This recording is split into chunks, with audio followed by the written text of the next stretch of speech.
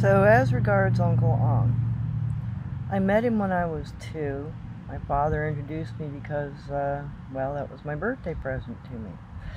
I knew him until I was about 17, maybe 18, when he walked back home to die. He lived for another 3 years before he passed. I gotta find a letter from him. I don't know if I still have that letter. If I do, I'll show it to you.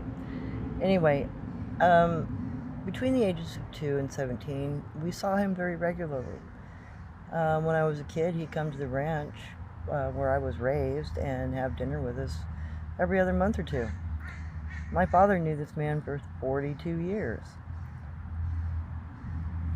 So that is what he looked like. He was hairy on the lower half. He looked like a primate on the lower half. He had all molars.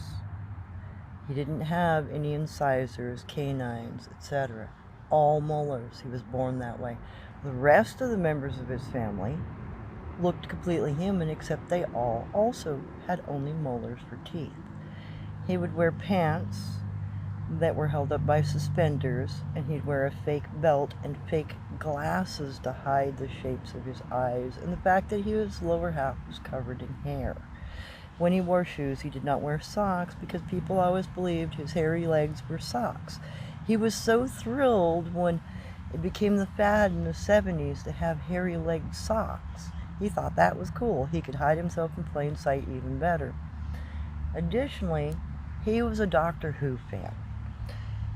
And he did own a little cabin in this valley for many, many years. After all, his family integrated with our society and passed as human since the late 1800s.